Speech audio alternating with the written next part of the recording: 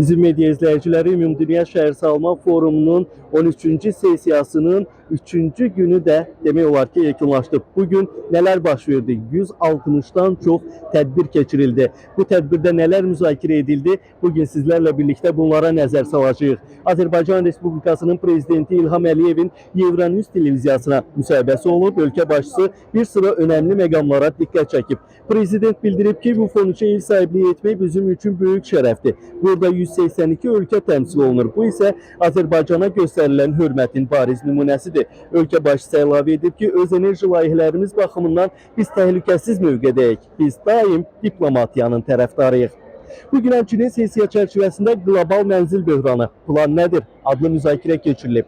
BMT-nin məskunlaşma proqramının icraçı direktoru bildirib ki, dünyada ailələrin çoxu gəlirlərinin 30%-dən çoxunu mənzillərə xərcləyir.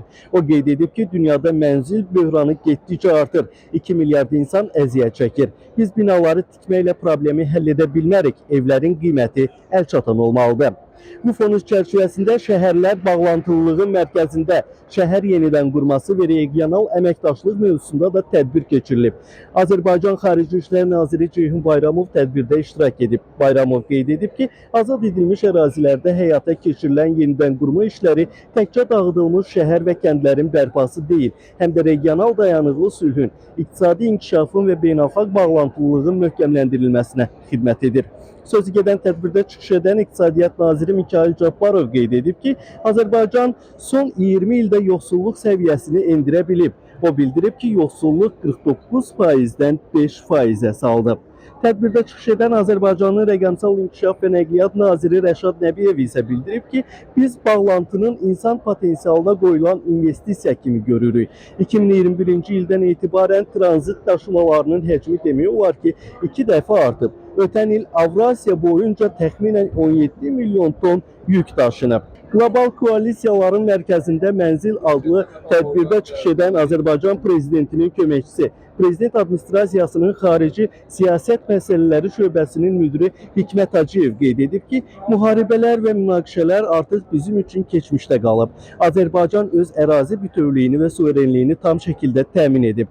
İşğal nəticəsində ümumilikdə Azərbaycanın 9 şəhəri və 300-dən çox yaşayış məntəqəsi və kəndi demək olar ki, tamamilə məhv edilmişdi. Hazırda 1 milyon qaçqın və məcburi köçkünü doğma torpaqlarına qaytarmaq prosesindəyik. Əlavə edək ki, VUFON-3 BMT-nin məskunlaşma proqramı və Azərbaycan hökumətinin birgə təşkilatçılığı ilə keçirilir. Hər kəs üçün yaşayış yerləri, təhlükəsiz və dayanıqlı şəhərlər və yaşayış məskənləri mövzusuna həsr olunan forum 22 mayadək davam edəcək. Bugün də bir-birindən möhtəşəm tədbirlərə və dünyanı narahat edən məqamlara nəzər salınan tədbirlərin şahidi olduq, müzakirələrin şahidi olduq. Həqiqətən də Bakımızda dünyanın önəmli məsələləri müzakirə edilir və 22 mayadək davam edəcək tədbirdə hər gün nələr yaşanacaqsa bunları sizə komandamızla bərabər çatdırmağa davam edəcəyik.